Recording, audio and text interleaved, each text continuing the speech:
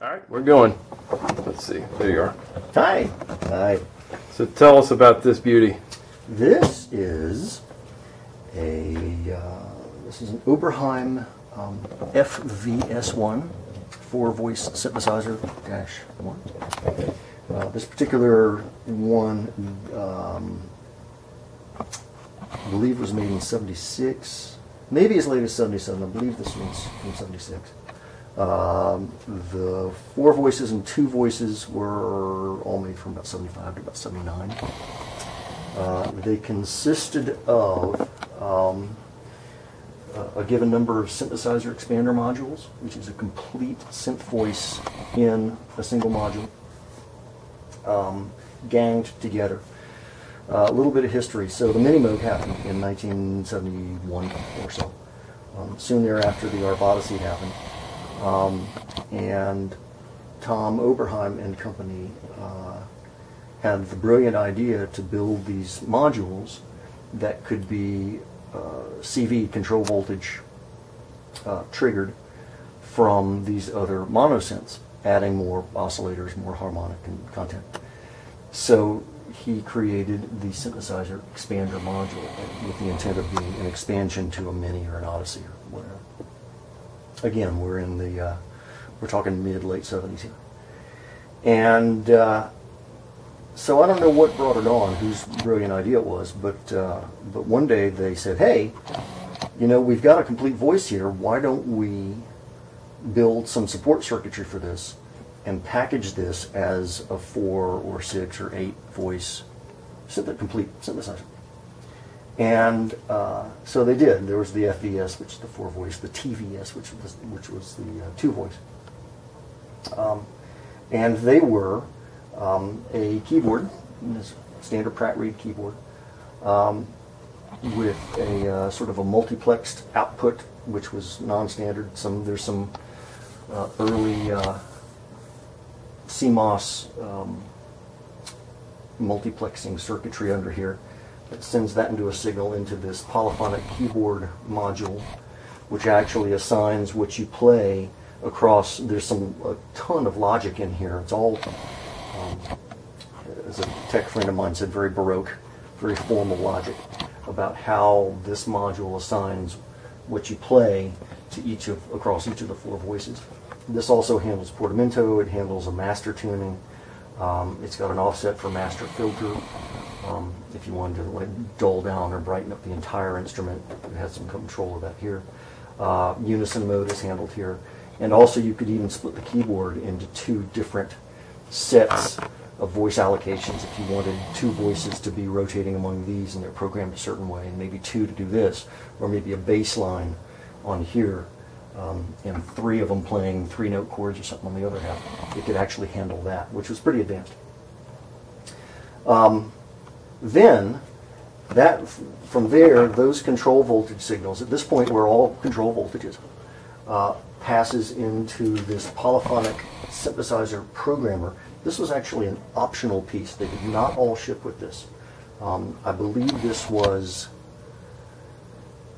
I want to say this was like a $1,500, $1,700 option back in the day, and this is $1975. This was an incredibly expensive option. This provided a basic level of recallability of certain parameters. It didn't even let you recall all of them, because not all of them were accessible via control voltage, but a lot of them were. So from this, you can program offsets to each of the oscillators, to the filter, to the envelopes,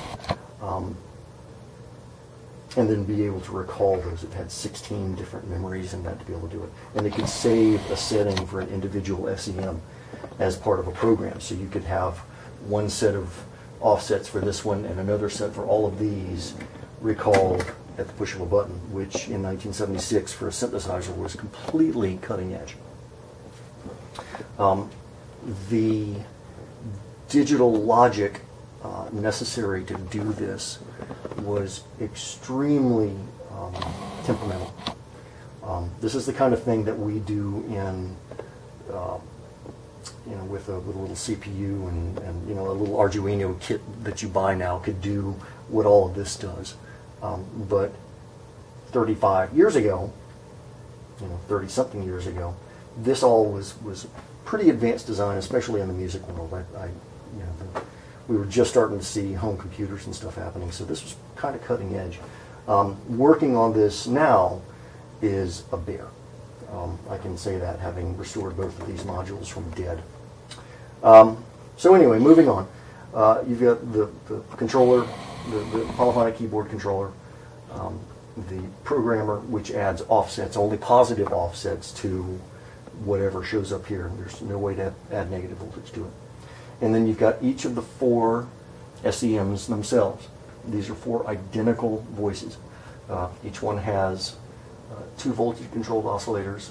You have a multi-mode filter that could do low-pass, continuously variable to high-pass, and then there was a band-pass, a notch mode.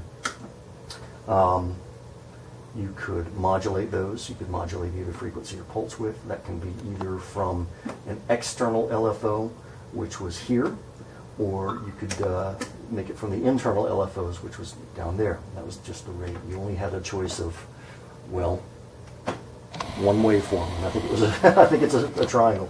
There wasn't multiple sample and holds or square waves or whatever. You had triangle wave and that was it.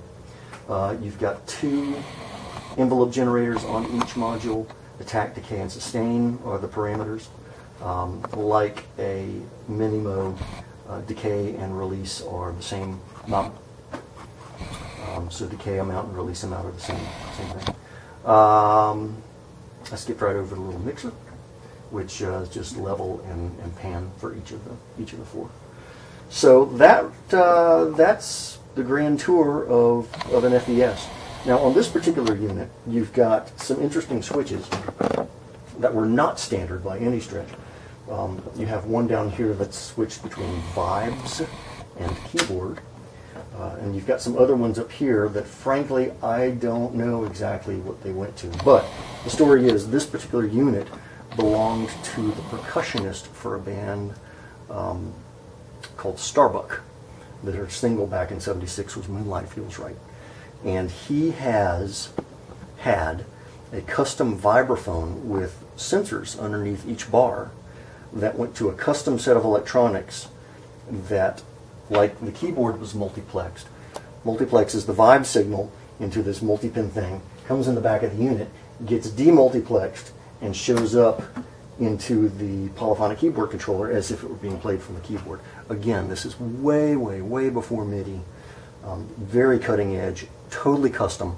I can't imagine how much it cost him. But yeah, that was this particular unit. It was this one belonged to Starbuck. And so there's the Vibes keyboard switch with the crazy multi-pin connector on the back and whatever. I think these were part of the vibraphone interface. Right now they're not set up to do anything, because frankly I've never quite figured out what they were intended to do.